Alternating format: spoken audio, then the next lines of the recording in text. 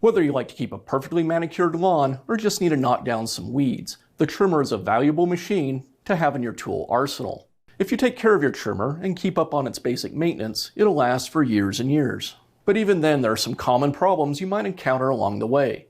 In this video, I'm going to show you some of those problems and how to fix them.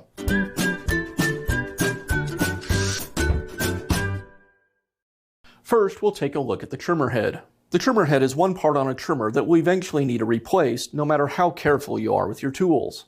This is because it's tapped against the ground each time you feed out more line. Over time, the plastic housing will wear down and you'll need to replace the head. The way the trimmer head is attached to the trimmer can vary.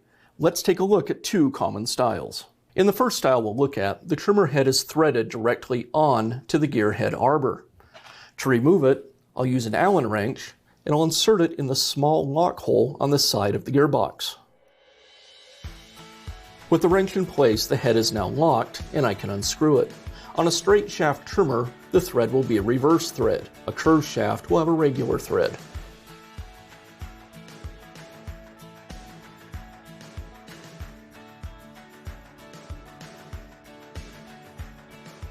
And now I can install the new head. I'll replace the washers.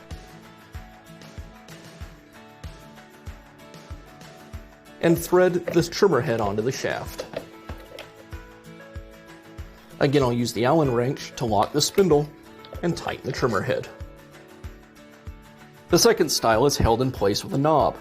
Again, on a straight shaft trimmer, this knob will have a reverse thread. To remove the trimmer head, I'll first remove the knob. With the knob removed, now the trimmer head will slide off of the spindle. Now I can install my new trimmer head. The trimmer head has a hex-shaped recess inside of the opening. I'll match that with the hex shape on the shaft. Slide it in place. Make sure those hex shapes engage. I'll compress the spring on the trimmer head spool and then reinstall the knob. Now we'll take a look at the guard. Your trimmer's guard protects you from flying debris while trimming. It also has a blade that cuts the trimmer line to the proper length. This is important because extra line length reduces the engine's RPMs. Low RPMs can cause the engine to run cool, potentially clogging the exhaust with carbon. The guard can crack or have pieces break off over time, especially along the leading edge. The guard is typically secured to the shaft with a clamp and screw. I'll start by removing the screw. Now I can pull the guard away from the clamp. Now I can begin installing the new guard. I'll need to install the new line cutting knife that comes in the kit. I align it with the housing and secure it with the two screws.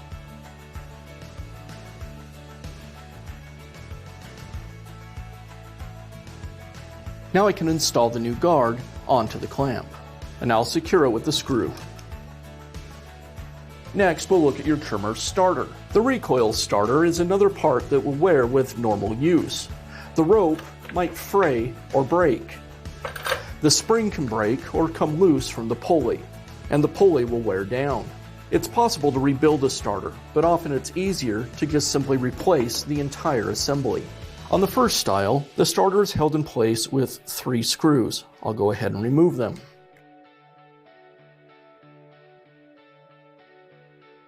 With the screws removed, the starter comes free. Now I'll install the new starter. I'll align it with the housing. Sometimes you'll need to pull the rope to get the starter pawls to align. With it in place, now I can secure it with the screws. On the second style, the starter is built into the rear motor housing. I'll go ahead and remove it.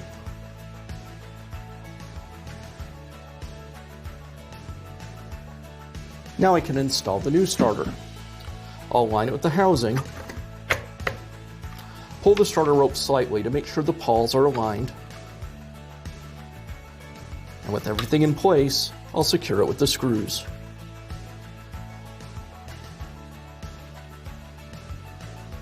Now we'll look at the spark plug. If the engine is running poorly or won't start, It could be a problem with the spark plug. The spark plug is installed in the engine's combustion chamber.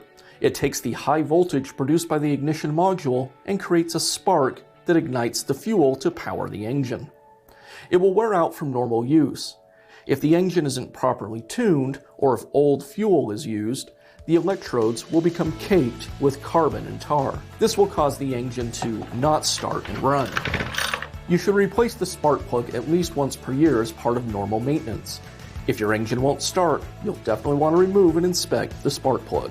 To replace the spark plug, I'll first remove the spark plug boot. Now I'll use a wrench to remove the plug.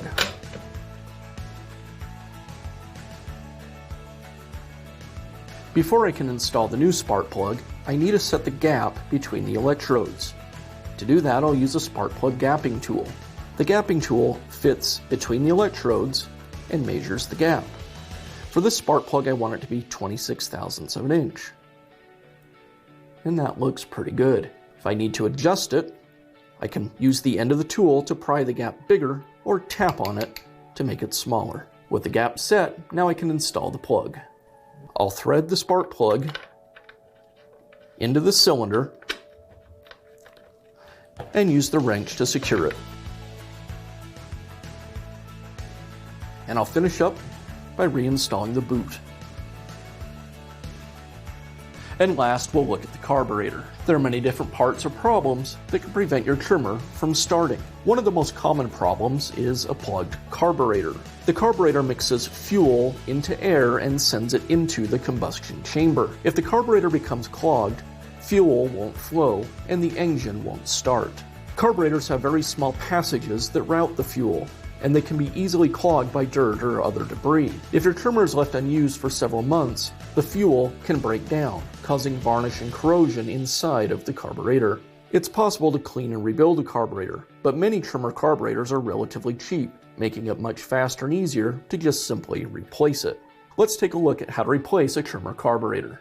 I'll begin by draining the fuel from the fuel tank.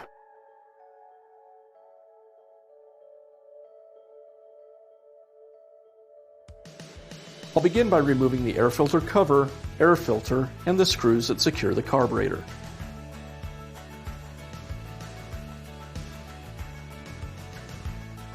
With the screws removed, I can pull the air filter base away, and the carburetor comes free. Now I'll remove the throttle cable from the carburetor. I'll loosen the nut, and then pull the cable away from the linkage. I'll note the location of the fuel lines and remove them. Now I can install the new carburetor. I'll reinstall the fuel lines, the return fuel line, and the incoming filtered fuel line. Next, I'll reinstall the throttle cable. I'll thread the cable into the linkage and then secure the metal tube to the bracket.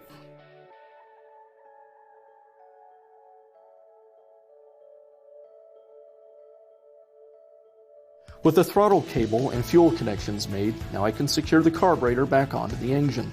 I'll align it with the insulator and reinstall the base. And I'll secure the base and carburetor with the screws. And I'll finish up by reinstalling the air filter and the air filter cover. Finally, I'll refill the fuel tank.